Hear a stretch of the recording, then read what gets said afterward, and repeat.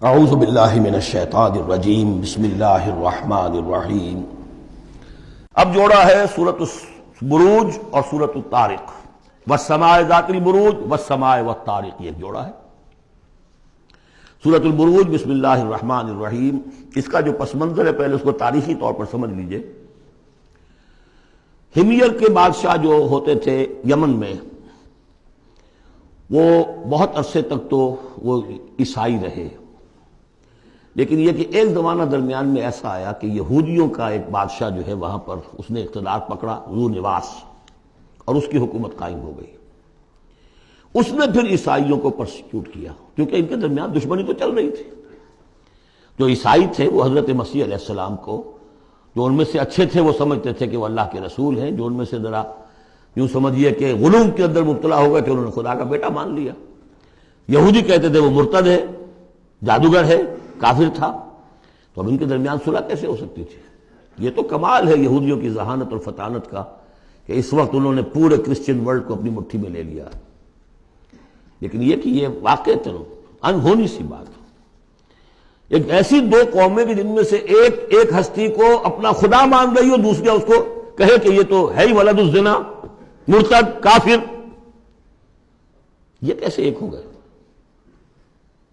جادو وہ جو سر چڑھ کر بولے۔ اب اس پر میں نے تفصیل سے تقریریں کی ہوئی ہیں، کتنی محنتیں انہوں نے کی ہیں، کتنی لمبی لمبی پلاننگز کی ہیں، کس طریقے سے کہ پروٹیسٹنٹ مذہب کے ذریعے سے جو انہوں نے یورپ کی حکومتیں تھیں ان میں اپنے لیے براعت حاصل کی، سود حرام تھا، سود کی اجازت لی، پھر جکڑ لیا انہیں اپنے سودی قرضوں کے اندر، پورے یورپ کے اوپر ان کا تسلط ہو گیا۔ یہ سارے کام انہوں نے کیے بڑی مسلسل محنت سے۔ پھر ایلڈرز آف دی زوائن، انہوں نے بیٹھ کر بڑے بڑے، کون تھے وہ ایلڈرز آف دی زوائن؟ سب کے سب جو بینکرز تھے، بڑے بڑے راک چائلڈز اور یہ اور وہ، اور ان سب نے بیٹھ کے پلان بنایا۔ 1897 میں جو پلان بنایا ہے، 20 سال کے اندر اندر اس کا پہلا نتیجہ حاصل کر لیا، بالفور ڈیکلیریشن لے لیا برطانیہ سے کہ یہودیوں کو حق حاصل ہے کہ فلسطین میں آباد ہوں، جائیں مکان خریدیں، زمینیں خریدیں، جس کے نتیجے میں 31 برس کے بعد اسرائیل کی ریاست قائم ہو گئی 1948 میں۔ 67 میں اس کی ایکسپینشن ہو گئی۔ اب جو ہونا ہے، میں اس وقت اس میں نہیں جانا چاہتا تفصیل میں، ہوا یہ تھا کہ اس وقت پھر بہت سے عیسائیوں کو ذو نواس نے قتل کیا، جیسے ہولوکاسٹ اس وقت ہوا ان کے لیے، اس طریقے سے اس سے کم تر پیمانے پر 20,000 عیسائیوں کو اس نے زندہ جلایا ہے آگ میں۔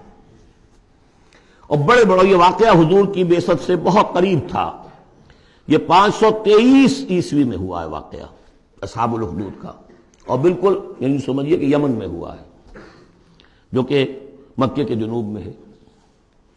وہ ہے یہ اصحاب الاخدود، بڑی بڑی کھائیاں کھود کر اس میں لکڑی کا ایندھن بھر کر آگ جلائی گئی، اور پھر ان کو لے جا کے جو ہے وہاں پر ڈالا گیا۔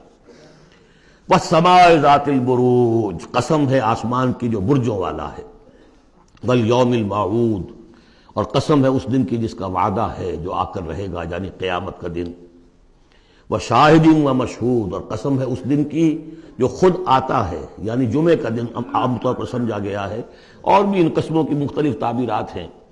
جمعہ جو ہے خود آتا ہے چل کر ہر گاؤں میں، ہر شہر میں۔ وہ مشہود، عرفہ کا دن جو ہے وہاں پہ آپ کو جانا پڑتا ہے، وہ عرفہ یہاں نہیں آئے گا، وہ عرفات تو وہیں ایک جگہ پر ہوگی جہاں پر کہ حاضری دینی ہوگی۔ یہ ساری قسموں کے بعد اصل بات کیا؟ قتل اصحاب الاخدود، ہلاک ہو گئے وہ کھائیوں والے جنہوں نے کھائیاں کھودی۔ ویسے تو یہ کہ ہلاک ہو گئے وہ جو جلے ہیں، جن کو جلایا گیا ہے، حقیقت کے اعتبار سے ہلاک وہ ہوئے جنہوں نے جلایا ہے۔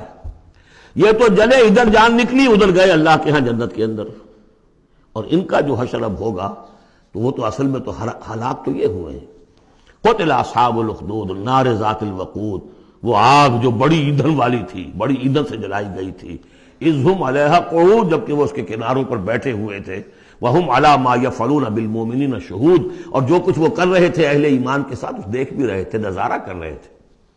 جو چیخ چہاڑ ہوگی، جو کچھ ہوگا وہ وہاں ہو رہا تھا۔ جیسے کہ ایکسٹرمینیشن پلانٹس بنائے گئے ہٹلر کی جرمنی میں، اور اس میں وہ گیس چیمبرز، اور پھر اس کے بعد پٹے، اور اس کے اوپر لاشیں جا رہی ہیں، اور ان کا چورا کر کے اور کچھ کیمیکل سے ان کو ٹریٹ کر کے ایک سیاہ مائع نکل رہا ہے بدبودار باہر، اور کچھ بھی نہیں، نہ کسی ہڈی کا پتہ ہے، نہ بال کا پتہ ہے، نہ گوشت کا پتہ ہے۔ اس سے پہلے ان کے کپڑے اتروا لیے جاتے تھے کہ اس کو ان میں جوئیں ہوں گی، ان کو ذرا ہم نے فیمنٹ کرنا ہے، اس کو سے نکالنی ہے جوئیں۔ اس سے آگے جا کر ان کے بال جو ہے وہ شیو کر، عورتوں کے بھی مردوں کے بھی، ان بالوں سے انہوں نے پھر وہ اپنے قالین بنائے کہ جو نازیوں کے دفتروں کے اندر جا کے بچھے۔ ہیومن ہیئر کے اگر آپ بنا سکتے ہیں بھیڑ کے کی اون کے اور بکری کے، تو کیوں ان کا انسان کے بال کیوں نہ استعمال کیے جائیں؟ ہوئے، اور پھر ان کو ایک گیس چیمبر میں لا کے سب کو ختم کیا اور لے گئے۔ تو جو یہ بڑی، یوں سمجھیے یہ موت بہرحال اس موت سے بہت آسان موت رہی ہوگی۔ گیس سے کیا ہوتا ہے؟ آدمی کو پتہ بھی نہیں چلتا، مر جاتا ہے۔ رات کو جو سوتے ہیں انگیٹھی جلا کر، صبح کو معلوم ہوتا ہے 4 آدمی مر گئے، انہیں پتہ بھی نہیں چلا ہوگا، وہ سوئے کے اندر ہی ختم ہو گئے۔ لیکن یہ کہ جو اب ان پر بیتے گی، وَهُمْ عَلَىٰ مَا يَفْعَلُونَ بِالْمُؤْمِنِينَ شَهُودٌ، وہ دیکھ رہے تھے کہ کیا ہو رہا ہے، آگ میں جس کو جلایا جا رہا ہو اس کا تو مسئلہ اور ہے بالکل۔ وَمَا نَقَمُوا مِنْهُمْ، اور نہیں انتقام لے رہے تھے ان سے، الا سوا مگر اس کا، ان یؤمنوا باللہ العزیز الحمید، کہ وہ ایمان لے آئے تھے اللہ پر جو زبردست ہے، ستودہ صفات ہے۔